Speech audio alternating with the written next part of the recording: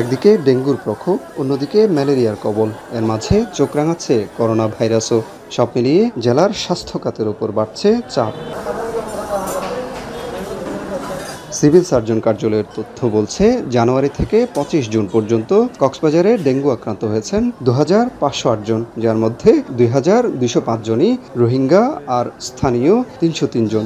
শুধু জুন মাসে আক্রান্ত ৮৫৬ জন। তবে ডেঙ্গুতে এখনও মৃত্যুর ঘটনা না ঘটলেও ম্যালেরিয়ায় জুন মাসে প্রাণ হারিয়েছেন ৬ জন, যার মধ্যে ৫ জন রোহিঙ্গা, একজন স্থানীয়। এরা সবাই পাহাড়ি এলাকা ঘুরে এসে আক্রান্ত হয়েছিলেন।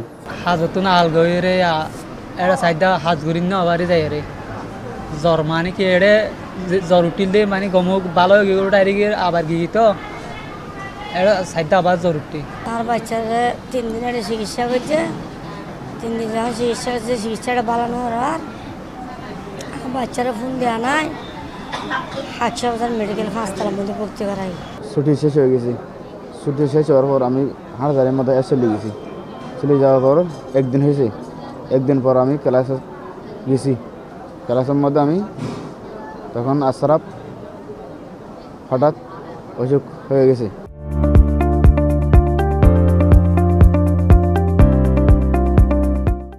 ম্যালেরিয়ায় গত ৬ মাসে আক্রান্ত হন ৪৩১ জন, আর শুধু জুন মাসে আক্রান্ত হয়েছেন ২১৬ জন।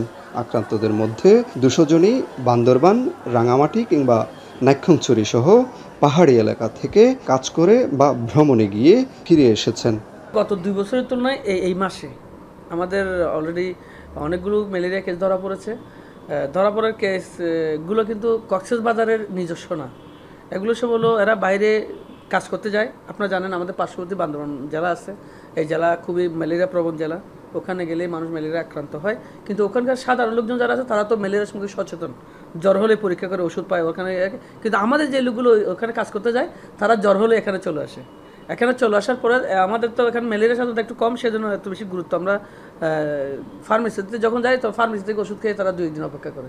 এই 2 দিন অপেক্ষা করতে গিয়ে ম্যালেরিয়াটা সিরিয়াস হয়ে যায়। ডেঙ্গু ও ম্যালেরিয়ার ভয়াবহতা যখন বাড়ছে, ঠিক তখনই মানুষের মাঝে ছড়িয়ে পড়ছে করোনা আতঙ্ক। বর্তমানে জেলায় শনাক্ত হয়েছেন ১৬ জন করোনা রোগী, যার ১১ জন রোহিঙ্গা, ৫ জন স্থানীয়। এদের সবার চিকিৎসা চলছে নিজ নিজ বাড়িতে। তবে আপাতত প্রস্তুত রাখা হয়েছে সদর হাসপাতালের ৬টি কেবিন। এখানে কোনো রোগী চিকিৎসা নিতে আসে না এ পর্যন্ত। এবং তবে আমরা যেহেতু এটা আমাদের কোভিড বাড়ছে পুরো বাংলাদেশে, এবং তাদের প্রস্তুতি হিসেবে আমরা কিন্তু 6টা একটা বেড কেবিনটাকে আমরা কোভিডের জন্য সংরক্ষিত রেখেছি। 9 সদস্য বিশিষ্ট সিনিয়র কনসালটেন্ট একটা টিম করা হয়েছে, যারা মানে কোনো কোভিড মানে কোনো জটিলতা যদি নিয়ে আসে, হ্যাঁ, সেই চিকিৎসার জন্য আমাদের ওই কমিটি করা হয়েছে। তারপরে স্যাম্পল কালেকশনের জন্য আমাদের একটা এই কী বলে এই আউটডোরে আমাদের ইমার্জেন্সি ডিপার্টমেন্টে ফ্লু কর্নারে আমরা একটা টিম করেছি। করোনার সংক্রমণ দেখা দেওয়ায় কক্সবাজার সদর হাসপাতালে গঠন করা হয়েছে ৯ সদস্যের র্যাড টিম। স্বাস্থ্য বিভাগের দাবি, মশা নিয়ন্ত্রণে মশারি বিতরণ, সচেতনতামূলক প্রচার ও ম্যালেরিয়া আক্রান্তদের বাড়ি বাড়ি গিয়ে পরীক্ষা করা হচ্ছে। তবে সবচেয়ে বড় চ্যালেঞ্জ জনসচেতনতা সৃষ্টি। মনতোষ বেদজ্ঞ, এখন কক্সবাজার।